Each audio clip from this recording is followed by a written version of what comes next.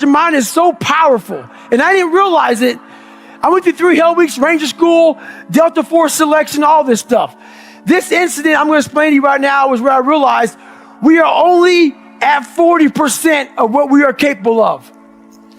Here I am, right idea to do this race called Badwater 135. I Googled the 10 hardest races in the world. What came up? Crazy race in Death Valley. Summertime, 135 miles. I knew nothing about ultra running. I thought you would camp out, run 20 miles. Then one day, then run 20 miles again until you got 135 miles. I had no idea what I was doing. Called the race director up. He's like, hey, have you run 100 miles? I was like, what, in a week or what? What are you talking about? He's like, no, in 24 hours or less. I said, no. He goes, you got to qualify to get in this race. You have to run 100 miles in 24 hours or less. He was trying to call my bluff. I call him up on a Wednesday. He goes, hey, there's a race in San Diego on Saturday, where it's a 24-hour race where you run around, a track, a 1-mile track for 24 hours. And if you get 100 miles, I will consider you in my race. It really helps to be smart, people. And I was not smart in this situation. I said, I did the math. It's about a 14-something minute mile. I can do that. Anyway, I show up on Saturday with the blue lawn chair, Ritz Crackers Mileplex, and my ex-wife. And every mile I'm going to see her, I'm going to grab some Ritz Crackers and some Mileplex. I know what the hell I'm doing, but it's bliss. That whole ignorance is bliss thing. So I get to 70 miles pretty damn fast. I get to 70 miles in like 12, 13 hours. What do you think happens to your body when you haven't trained for that kind of mileage? A lot of bad things. But I thought I was in good shape. It was amazing. So I hadn't gone to the bathroom at all. I sit down, big mistake. I sit down in this blue lawn chair. I sit down, looking at my ex-wife. I'm seeing like 3 or 4 of her. I'm like, this is not good. So I'm trying to play it off because I know where I'm about to go. So I'm sitting there, and when you haven't gone to the bathroom, you're dehydrated, your nutrition's all jacked up. You sit down, you gotta go to the bathroom now. So I look at my ex-wife and go, do you love me? She said, yes. Why? I go, because I want to take a shit on myself right now. I can't stand up because my blood pressure's all messed up. So I'm sitting there literally pooping up my back and peeing blood down my leg. She's a nurse, so she's concerned. And I'm telling you right now, there's one thing you never want to hear as a black person. She said, you're starting to turn white. So I'm sitting there, and I'm all jacked up. And I'm like, okay, how in the world am I I got 30 miles to go. I should quit, but I didn't. What I started doing through this whole process was I started to study myself in the dark times.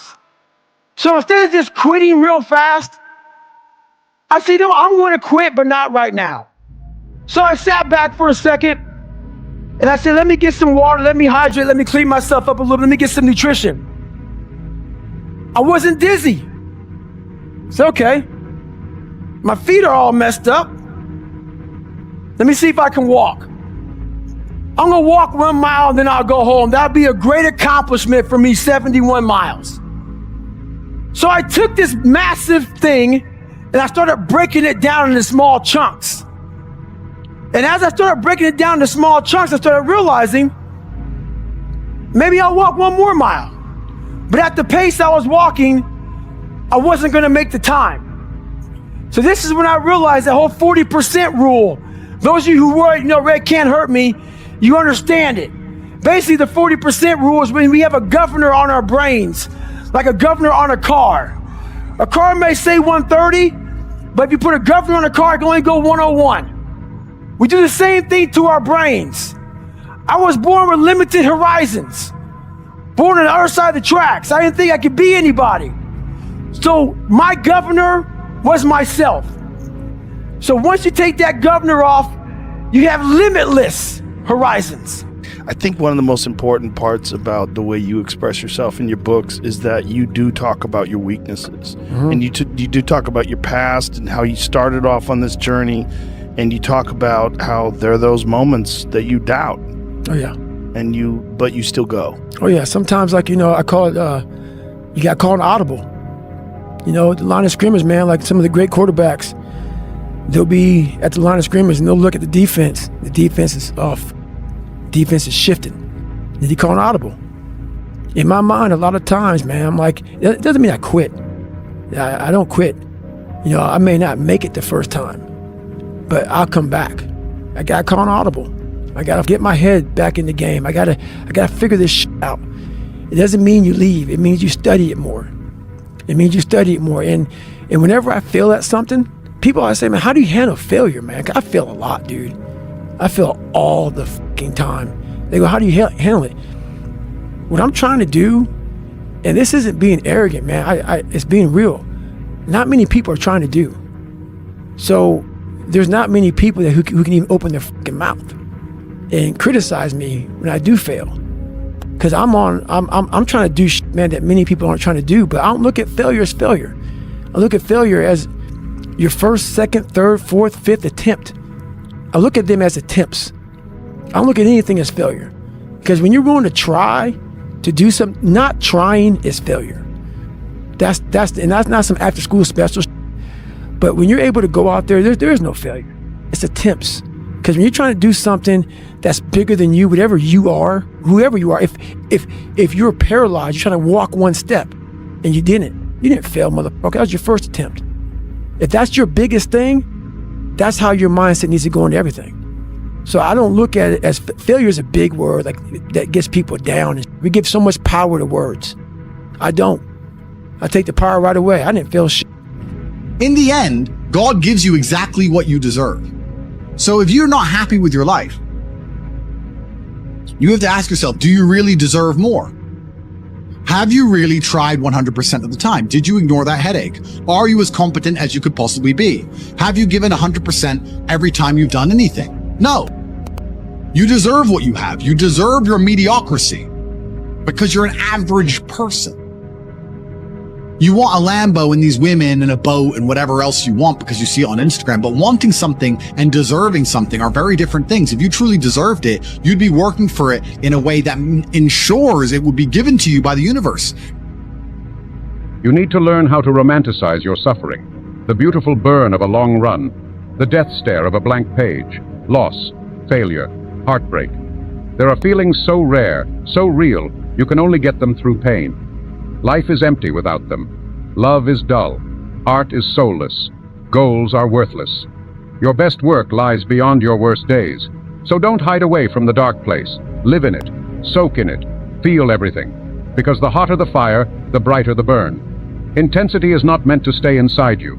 It needs to escape, somewhere, to something. A craft, a sport, a mission, an unstoppable obsession that turns your gift into a gift for the world.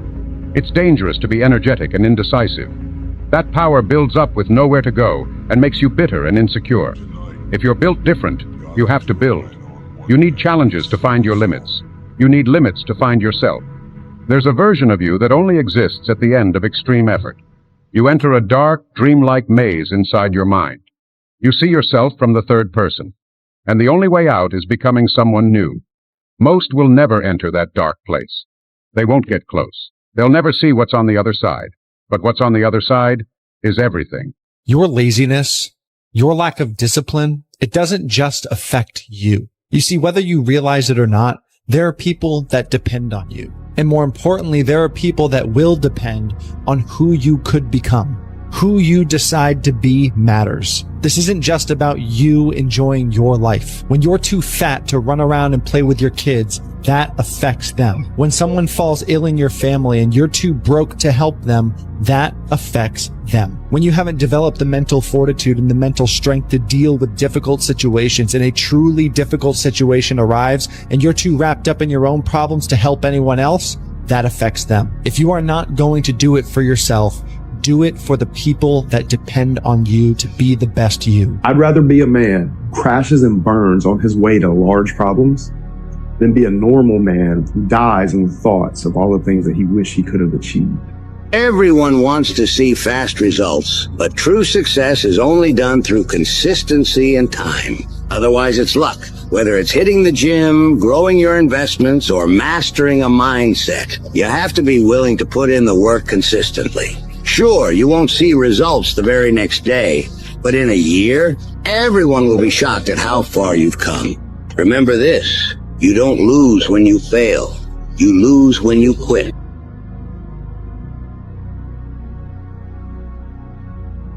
Your thoughts, you will start to guard them. You'll start to monitor them. You're going to start to really pay close attention to what's going on.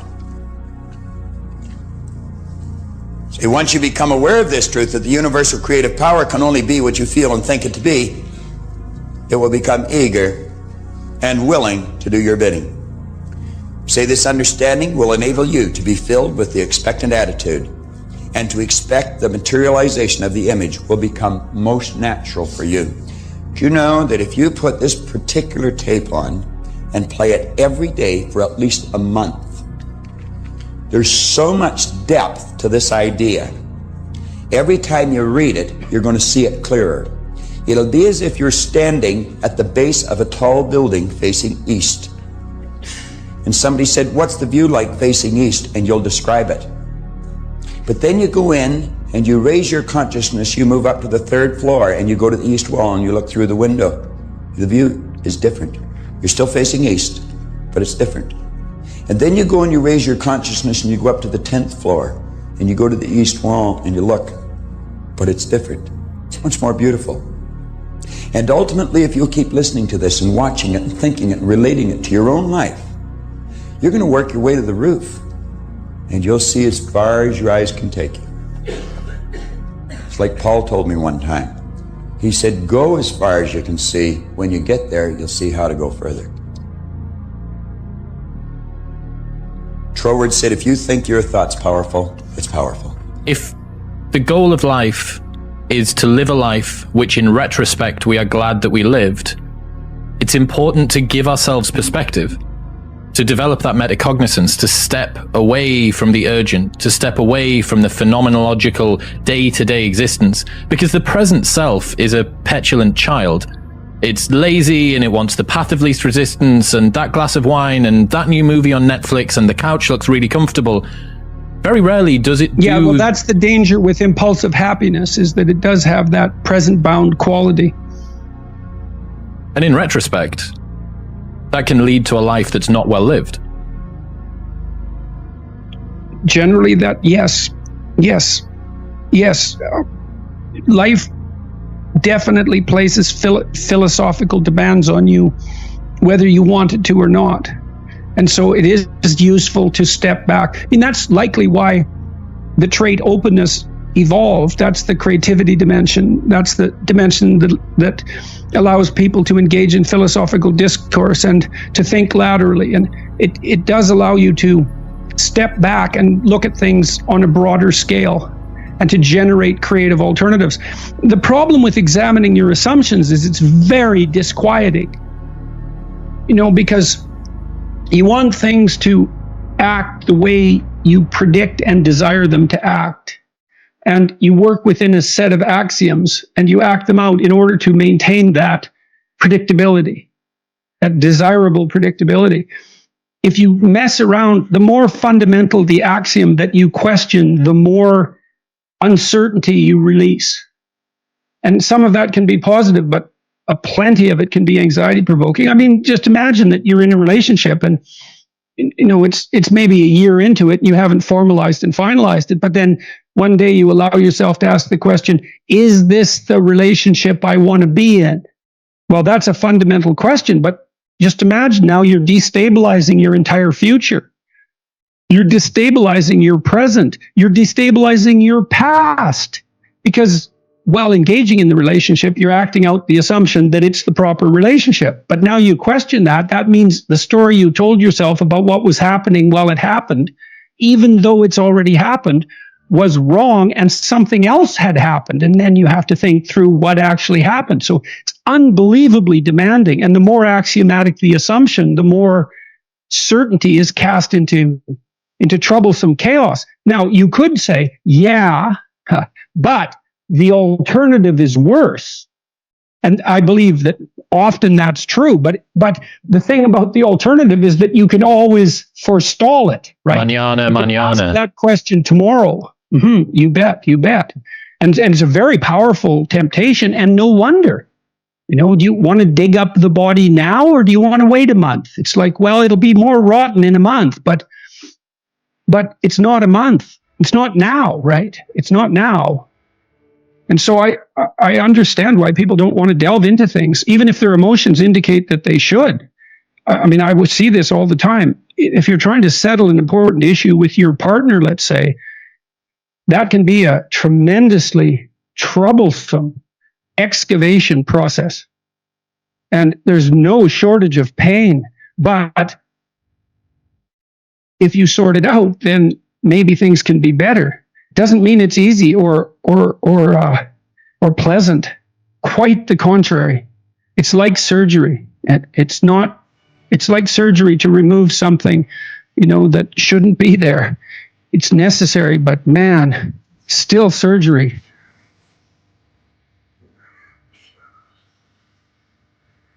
Motherfucker, the purpose is you. We forget that. Every fucking day I wake up and I don't want to do some fucking shit. I'm like, okay, man, do you want to be a bitch today? Do you want to feel like a little bitch? Do you want to walk around all day knowing that you could, but you didn't? So it's perform without purpose. You have to learn how to get up and do shit when you ain't got no fucking 5K, no 10K, nothing. Nothing exists. Your life fucking sucks. You're in the fucking dungeon. But guess what, motherfucker? I'm still going to get it.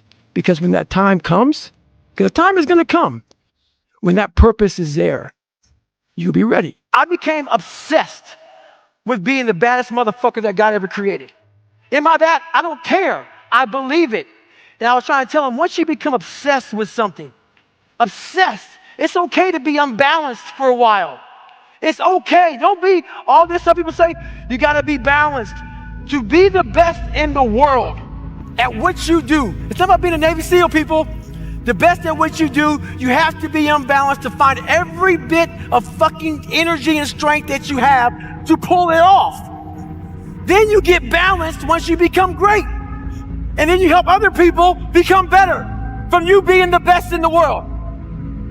So if your family doesn't understand, why are you so daggone crazy? Because I'm trying to be the best I can to give you the best that I am. And it takes being fucking obsessed to where people think you're crazy.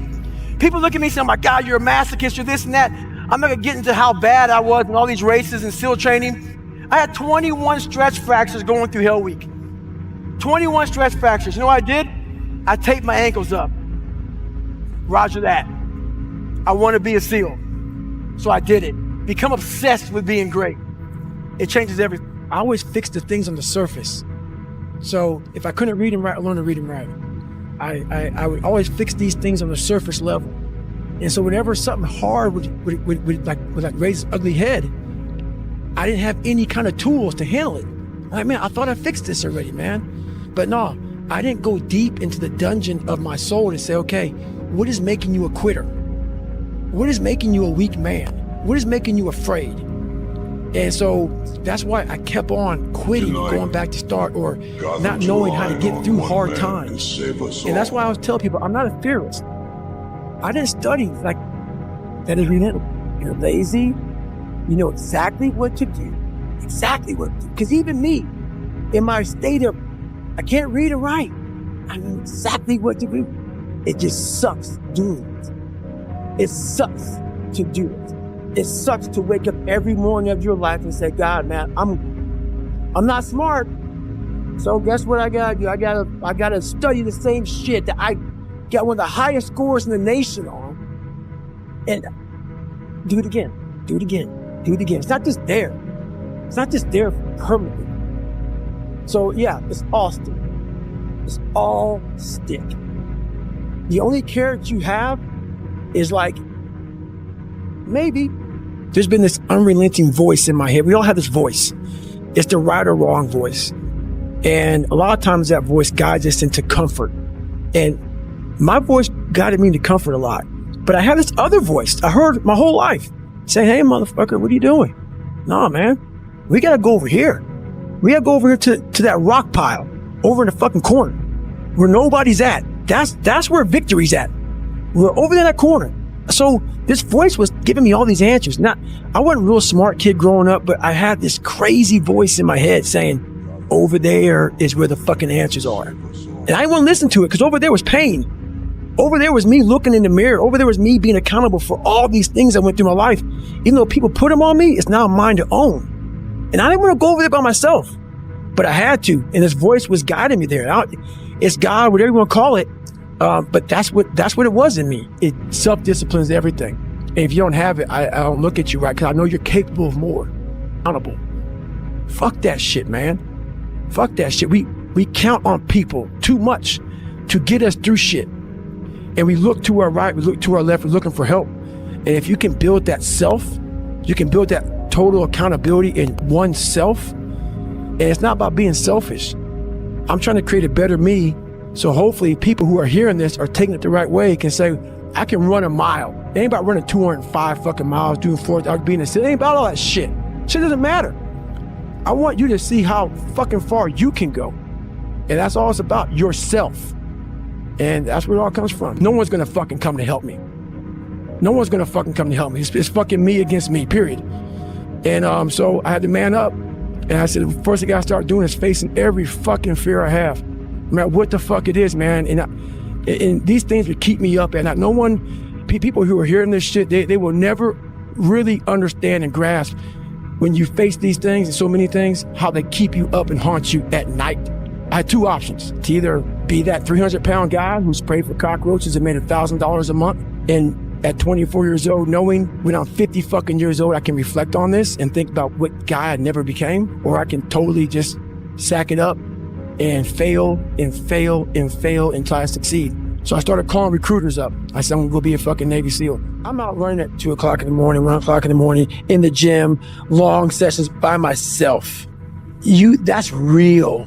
How I'm able to just extract dopamine, the good dopamine whenever I want. Man, I've trained 99% of my life alone. No one pat me on the back. I did all of the work alone. And while I'm still hard on myself, I know what I did. So whenever times get bad for me, people, all this, who's gonna carry the boats and luck? That's real. I hate that people know me for that guy, because that guy is not every fucking day. Like when they see me, they want that energy. That's not me every day. I can extract it immediately when I need to, because when you train alone, and I lived alone for so many years in this misery, and you're able to get out of it by yourself, I can take myself to such a level of real passion and purpose. And like the feeling I get is something I can't even explain by myself. I don't need anyone. That's why people come to me to motivate them. No one can motivate me. I have a resume full of fucking motivation that whenever I'm down, I'm like, oh, hang on, motherfucker. Oh, you know the truth. You know the truth. You know the darkness of the fucking dungeons and the fucking demons that fly. You know. And then from there, it's like, okay, you were there. You know this. There was no one there to pick up the rucksack, to pick up the boat, to pick up the log, to go in there. It was you. It was you. There was no pat on the fucking back at 300, at 275, at 250, at 220. No, that was you. So those things that come out of me, that extract from me in the darkness, people are looking for that pat on the back. Where is it? Oh, I don't need it. Because what I've done is, in the fucking unseen work, I built Frankenstein. So whenever shit gets nasty, David Goggins goes, you had nobody anyway, motherfucker. So see how I'm talking myself right now? That's me. That shit fires me the fuck up. That shit makes me fucking nuts. You had nobody anyway, motherfucker. Look around you. There was no fucking team. It was you. There was no weight loss program or Mom and dad waking you up saying you can do it, you can be better, trying to build belief. You built belief when you had nothing. Rock bottom. You did that. So as times get hard for me, the truth comes out. And my truth is powerful as fuck. It's real. It's tangible.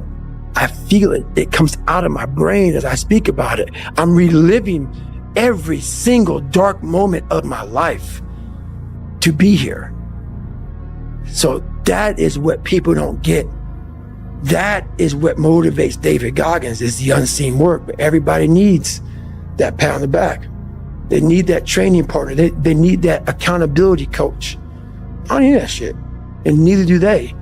But it's what we've trained ourselves to believe that we need. That life is one big psychological warfare that you play on yourself. You play on yourself, man. The most important conversation I ever had is with myself. And the shit I was telling myself was so fucked up. It was so wrong. It was so misguided. And other people start to write that dialogue for you also. And it starts to be what you say to yourself every single day. And I started creating a whole nother warfare. A whole nother battle started becoming. I was like, oh, hang on a second, Goggins. You have these tools. You have these tools. Your life was basically the perfect grounds for training for where you need to go in your life. All the beatings, all the bullying, all the, you going through learning disabilities, all the struggles. It was the absolute perfect training ground for you to go to where you need to go. And that's how I started looking at my life versus woe is me, poopy pants, kick a rock down the street mentality. It was, nah, God just hooked you right the fuck up. He hooked you right up, man, with the perfect place. You were training for the first 18, 19, 20, you were training for this stuff, man. You have the advantage of everybody else versus, my God, they're so above me. They came from a great family. Mom and dad love them. They didn't have to learn, they didn't stutter, they didn't struggle. No, man, your struggle is what made you who you are now. So I started flipping this into a whole different, I started being a master of what I was scared of. I was scared of my mind. And I became literally a master of that mind. And that's what now, from now on, it sets me apart from most people. I started diving into that. And it got me in trouble. For too long in my life, I wanted to be accepted. Growing up, I lied. I fucking did what I could. If you fucking like UFC and I didn't, I love it. I love it, man. Let's go fucking watch it, man. Be my friend. Be my buddy. That fucking weak ass shit. I found out through this path of life, who is David Goggins? Who am I? So going through I did it alone. There was no fucking trophy on the fucking wall on the mantle. That trophy's in my fucking brain. No one helped me get there. No one paid my fucking bills. No one did shit for me. No one ran those fucking miles, lost that fucking weight. Went through it. I suffered on my own and developed this man who said, it's who I am, man. A very competitive, ultra competitive dude that take it what you want, man. I call that personal sovereignty. Exactly. There's not a lot of people that have that. That's me. There's a lot of people that change who they are depending upon what people want from them. And that's me. Yeah, that's important, man. And most people struggle their whole life to find out who they are. Struggle their whole life to find out what defines them, what they actually enjoy and what they don't. You start putting yourself in situations that suck, you'll find yourself. Back, motherfucker! I'm back! Motherfucker, the purpose is you. We forget that. Every fucking day I wake up and I don't want to do some fucking shit. I'm like, okay, man, do you want to be a bitch today? Do you want to feel like a little bitch? Do you want to walk around all day knowing that you could, but you didn't? So it's perform without purpose. You have to learn how to get up and do shit when you ain't got no fucking 5K, no 10K, nothing. Nothing exists. Your life fucking sucks. You're in the fucking dungeon. But guess what, motherfucker? I'm still going to get it. Because when that time comes, because the time is going to come, when that purpose is there, you'll be ready. Get it, David. Come on. Yeah, there you go. There you go. Energy. Let it out. 7, 8, 9, 10. A machine here. There you go. Nobody works like David in this house. 13. Come on. 14. Come on. 15. Shut that muscle down. 16. Come on. Get it. 17. They don't know me, son. That's why there's a lot of average. And it makes me so fucking mad. Every day I walk this earth and I see average all over the fucking place. And they want to ask me, how did you do it? I can't tell you how, because you're not going to do it. You're not going to do it. You're going to continue being out, because every day you wake up, like he says, like, get the coffee, make the pancakes, kiss the girl, kiss the kids. You wake up, right to work. Immediately your mind is in action. No one wants to do that. No one. I don't blame them. Get it. 18. They don't me, son. Get it. 19. They don't me, son. Yeah. 20. You got some more in there. 21. Yeah. Get it again. Come on. We want to see it. Good. 22. Who's going to carry the boats and the logs? That's you, buddy. What the hell are we all waiting for to start attacking life? Waiting for the fucking stars to align? Back when I was growing up, the song came out. All I need is a miracle. Well, guess what? That miracle ain't coming. There is no perfect time to start. You got to start now with changing your life. We're all being tested in life. And guess what? This is one test you can't cheat on. We all have our own test. Some of us are obese. Some of us are depressed. Some of us insecure. In the military, has a big old rucksack on the back. Had batteries, water, extra gear. Your extra gear is the shit you're dealing with in life. And the only way to overcome it is for you and you alone to face it. You have to do your best work when you're least motivated. So those days you don't want to do it, guess what you gotta do? You gotta suck it the fuck up and do it. Stay home. Because this world we live in is tough. It's tough. It will beat you down. The world and the life that we live in is the ultimate competitor. It will try to take you out. It will find your weakness and it will fucking just hammer you. It's like a personal curse. 100%. So if I can help you build belief, build confidence to the point where nothing can hurt you because you know exactly who you are. You've faced your demons.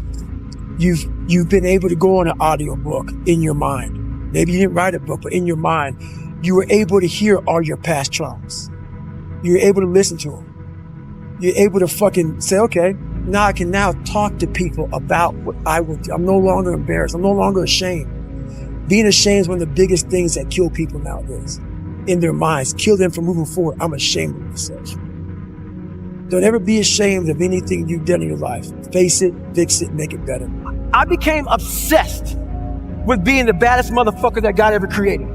Am I that? I don't care. I believe it. And I was trying to tell him, once you become obsessed with something, obsessed, it's okay to be unbalanced for a while. It's okay. Don't be all this stuff people say. You got to be balanced. To be the best in the world at what you do. It's not about being a Navy SEAL, people. The best at what you do, you have to be unbalanced to find every bit of fucking energy and strength that you have to pull it off. You're lazy. You know exactly what to do. Exactly what to do. Because even me, in my state of, I can't read and write, I know exactly what to do. It just sucks doing it. It sucks to do it. It sucks to wake up every morning of your life and say, God, man, I'm not smart. So guess what I gotta do? I gotta study the same shit that I got one of the highest scores in the nation on, and do it again, do it again, do it again. It's not just there. It's not just there permanently. So yeah, it's all still. It's all still. I always fix the things on the surface. So if I couldn't read and write, I learned to read and write. I would always fix these things on the surface level. And so whenever something hard would raise its ugly head, I didn't have any kind of tools to handle it. Like, man, I thought I fixed this already, man. But no, I didn't go deep into the dungeon of my soul and say, okay, what is making you a quitter? What is making you a weak man? What is making you afraid? And so that's why I kept on quitting and going back to start, or not knowing how to get through hard times. And that's why I always tell people, I'm not a theorist. I didn't study, I didn't study a fucking book. I literally put myself in a fire repeatedly like a sword. You put a sword in the fire repeatedly and repeatedly. If you keep on doing that, you're going to get a nice sword. And then you keep on beating it. You got to beat the shit out of it. And that's what I am.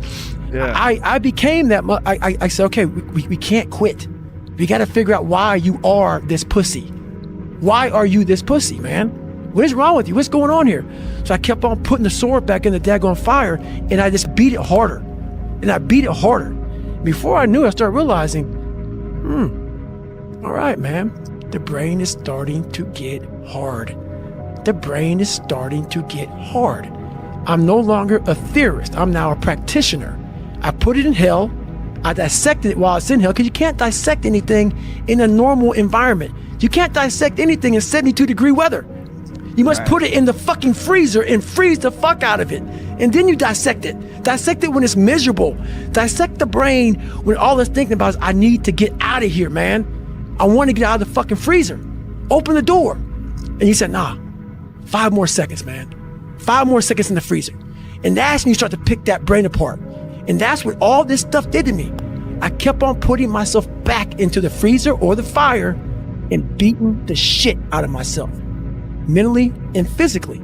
Before I knew it, this is what happened. There's so many times in life you don't want to be doing what the fuck you're doing. You can't just fucking quit. Remember this isn't a hobby, this isn't a fucking joke, it's a fucking lifestyle. So what you say to yourself is important. There's no fucking coach, there's no trainer to keep you going, it's only you. So think about this, you've been working your whole life to get a fucking seat at the table. The seat at the table is you want to be the best amongst all the best people in your fucking career field. So you finally get that letter. It's steak, lobster, it's a big dinner. Everybody's showing up, dressed to the nines. Make sure you show up soaking wet for fucking getting after it, working out hard. Towel around your neck. You respect the event. So make sure you put that towel over that nice chair so you don't fuck it up. The whole thing is this. Don't say a word. Stay uncommon amongst uncommon people. You're never done. Don't stop when you're tired. Stop when you're done. Stay hard. Everything I do in life, it sucks. Everything I do in life, it sucks. That's why when I was 300 pounds and 24 years old, it wasn't like I had some big epiphany of, let's just go be a Navy SEAL. Let's lose some weight. No, I knew my entire life was going to be a struggle, which is why I just ignored it. I said, I'm not even trying to jump off into this shit and learn how to read, how to write, how to memorize, how to become something I am not. But through that process, something happened to me. And I realized this is why I feel sorry for no one. And this podcast, they're going to really not like me, because people are going to think that I am maybe lying or maybe fibbing or exaggerating. No, I was the lowest form on earth, no talent, no ability to learn. And I literally know what it is to rock bottom and to build that up. So that question about learning is a pain in my ass. And I don't have to do it. So think about it. I'm 49 years old and I'm a multi-millionaire. I don't have to do anything. So all I thought about when I was growing up is, man, I can't wait to one day get to the point where I no longer have to do this stuff. But what happened as I got older, it became a way of living. So how I do every day is how I do every day. It's a discipline, it's a regimen, it was a choice I made. And the choice I made was, what are you willing to sacrifice and what are you willing to give up to find every bit of who you are as a human being? And I was willing to give everything to do that. Nothing is easy. Nothing just like, oh, I wake up and I just do this, or I do that, or it just, I watch people every day go through life and it's so easy. For me to be where I'm at today, it takes every bit of me. So when I speak about it, and as I get going here, you'll start seeing me, the tempo will rise, the passion will come out, because I'm back there. I'm doing what I do every day to become a human being. And so nothing is easy. Like running is running. It sucks, but you have a choice to make. Do you want to sit down and go back to that guy you once were? No. So this is what it takes. It takes that misunderstanding of people, and they'll never get it because they were never David Goggins. So that is what it takes for me to do what I do. It may take you something differently. So for me, everything has to be in the studying. Everything has to be into this. Everything has to be, and everywhere I am, it has to be there. Me, focused where I am. That's why you're my second podcast I've done since Rogan, since the book came out. I don't have time for that shit. Because if I want to be great, I'm not trying to maximize money or maximize people knowing me. I do these things because maybe someone out there will understand me and get it and say, I can grow from this guy.